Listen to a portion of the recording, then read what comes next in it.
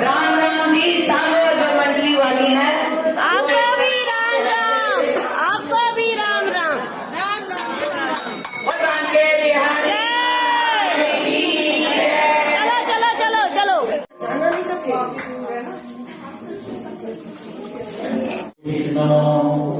गुरुदेवो महेश्वरा गुरु साक्षात् परब्रह्म तस्मै श्री गुरुवे नमः। अखण्डमण्डलाकारं व्याप्तं येन चराचरं तत्पदं दर्शितं येन तस्मै श्री गुरुवे नमः। श्री गुरु चरण कमलेभ्यो नमः। सच्चिदानंद स्वरूप परब्रह्मा परमेश्वर अनंत कोटि ब्रह्मांड नायक के चरणों में हम सब वंदन करते हैं, कोटि कोटि प्रणाम करते हैं। और इस चतुर्मास व्रत के अंदर कार्तिक माह के जो व्रत की अब हम आखिरी पड़ाव पर हैं, तो इसमें कईयों भगवान परीक्षा लेते हैं। तो यहाँ किसी को बुखार हो रही है, किसी को खांसी हो रही है, उसमें हम लोग पीड़ित हैं, लेकिन परमात्मा इतनी शक्ति दे रहा है कि हम उसकी गुणगान गा सकें। तो चिंता चिंता किस, हम तो जीवात्मा, हम तो साधारण जीवात्मा है, चिंता तो होती है। भगवान को भी चिंता होती है, उस परमात्मा को भी चिंता होती है। जब रावण ने सीता का हरण किया तो राम कहते हैं कि वर्षा ऋतु भी बीत गया, शरद ऋतु आ गई, ये भी बीत गई, चतुर्मास व्रत खत्म हो गया। हे लक्ष्मण, सीता का कोई अता पता नहीं, कोई सुध नहीं, कैसे होगा? लक्ष्मण कहते हैं कि भैया मैंने तो उपाय किया था, मैंने तो लक्ष्मण रेखा भी खींची थी, परंतु भाभी हमारी बात नहीं मानी। तो हमारी बात न मानी, कम से कम लक्ष्मण रेखा तो वो पार नहीं, रेखा की तो बात मानती है, ये हमारी बस की नहीं है।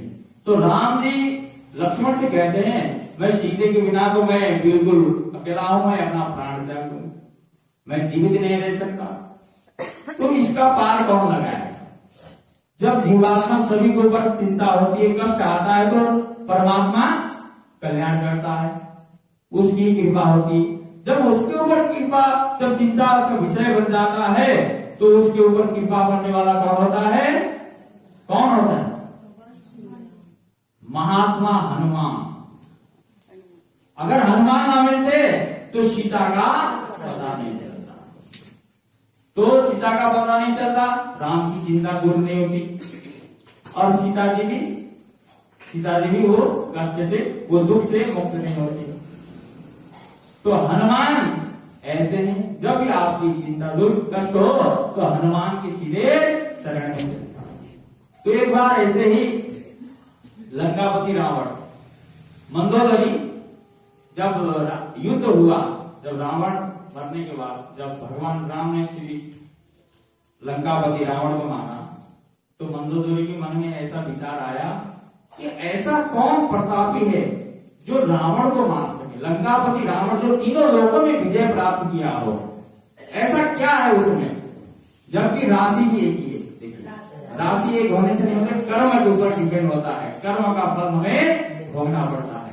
तो वो निर्जन वन में देखने गए, तो राम जी निर्जन वन में थे, तो वो पीछे से गए, उनके छाए को देखकर भगवान श्री राम ने तुरंत कहा माते, ऐसे पलट के देखा, माता कह दिया, आप कौन? उन्होंने कहा मैं लंकापति रावण की पत्नी मंदोदरी। माता आप यहाँ क्या? तो उन्होंने ये शब्द, राम और रावण में यही फर्क है कि मैं इतनी सुंदर होने के बाद भी वो पराई स्त्री पे नजर डालता था, जिसका परिणाम ये हुआ। तो राम ऐसे ही जिसकी छाए बढ़ने के बाद वो माता का नाम लेकर संबोधन करता है, यही राम नाम, यही राम राज्य था। तो यही अभी शायद समय भी ज्यादा हो चुका, मैं ज्यादा नहीं कहूंगा। हाँ, अच्छा तो लगेगा ही। तो कल भी सुनेंगे, कोई बात नहीं, चर्चा के लिए अभी बहुत सारा। राम नाम के हीरे मोती मैं बिखराम हरे हरे, राम नाम के हीरे मोती मैं बिखराम हरे हरे, हे राम के सोई तो नाम हरे हरे, हे राम के सोई तो नाम हरे हरे, राम नाम के हीरे मोती मैं बिखराम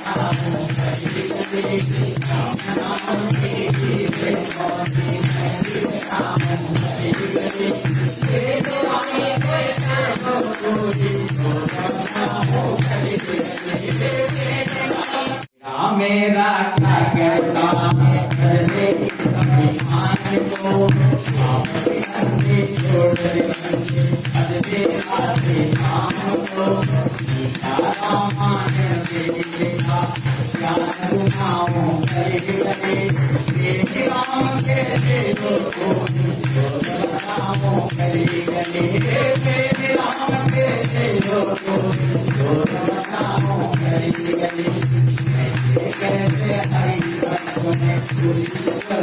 पाया है बनाया है,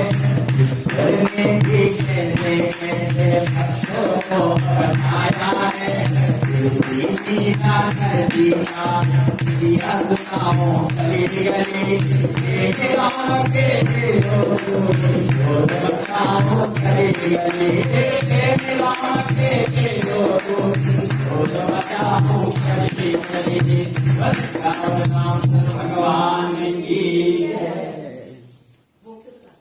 श्रुति जी बोलते हैं, ज्यादा नहीं, 2 मिनट लगता है।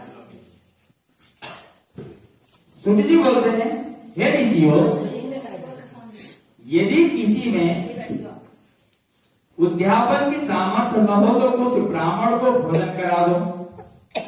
अगर वो भी संभव नहीं है, वो भी सामर्थ्य नहीं है हमारे में कि ब्राह्मण को घर में बुलाकर भोजन कराया जा सके, तो इसका भी उपाय क्या है?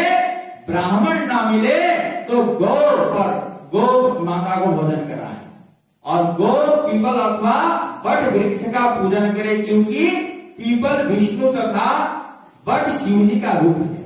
इसी प्रकार तो हमें कभी भी कोई भी ऐसे अनैतिक काम पीपल के वृक्ष के नीचे और वट वृक्ष के नीचे नहीं करना चाहिए। पाप कर्म यहाँ पर कदापि नहीं करना चाहिए, और यहाँ पर कभी गंदगी भी नहीं फैलानी चाहिए।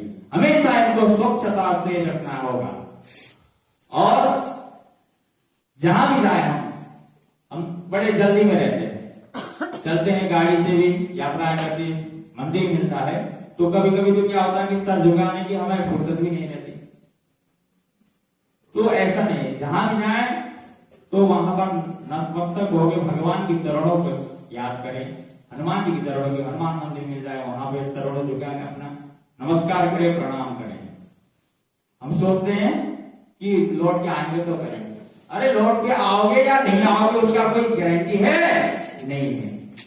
अगर हनुमान जी चाहेंगे तो ये गारंटी वो ले सकते हैं कि तुम लौट के आओगे, फिर तुम सर झुकाओगे। तो इसलिए कहीं भी रास्ते में कोई भी देवी देवता हो तो उनको प्रणाम करें। पीपल इसी प्रकार पलाश ब्रह्मा का रूप है। पलाश माने कुशा, ब्रह्मा का रूप है। ये सुनकर ऋषियों ने पूछा, हे सुत जी, ब्रह्मा विष्णु तथा महेश शिव जी वृक्ष भाव को किस प्रकार प्राप्त हुए, ये बताने की कृपा करें। तब सुत जी ने कहा, हे ऋषियों, किसी समय शिव पार्वती एकांत में विराजमान थे। उस समय देवताओं द्वारा भेजे गए अग्निदेव द्वारा उनके एकांतवास में विघ्न उपस्थित हुआ। इस पर पार्वती जी ने क्रोधित होकर देवताओं को श्राप दिया कि तुम वृक्ष रूप हो जाओ। तो विष्णु गया में जाकर पीपल, शिव काशी में अक्षय वट तथा ब्रह्मादि पदार्थ के रूप हो गए, बस तभी से पीपल तथा वट वृक्ष का पूजन होता है। तब ऋषि ने पूछा कि शनिवार को पीपल का पूजन होता है मगर रविवार को नहीं होता, इसका क्या कारण है? सूत जी कहने लगे, हे ऋषियों, समुद्र मंथन के समय जब 14 रत्न में से कौस्तुभ मणि तथा लक्ष्मी जी को प्राप्त करने के बाद विष्णु भगवान लक्ष्मी जी से विवाह करने लगे, तब लक्ष्मी ने भगवान से प्रार्थना की कि मेरी एक बड़ी बहन दरिद्रता अविवाहित है, पहले उसका विवाह होना चाहिए। ये सुनकर विष्णु ने लक्ष्मी जी की बहन ज्येष्ठा दरिद्रता उद्दालक ऋषि को सौंप दी। यद्यपि ज्येष्ठा का रंग काला, नेत्र लाल तथा बाल बिखरे होने के कारण कुरूपा थी, तथा भी भगवान की आज्ञा मानकर उद्दालक ऋषि दरिद्रता को अपने आश्रम में ले आए।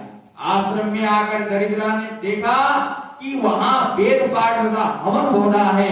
ये देख उसने मुनि से कहा, मैं ऐसे स्थान में रहने के बजाय उस स्थान में रह सकती हूँ जहाँ चोरी जारी तथा ब्राह्मण का अपमान होता हो।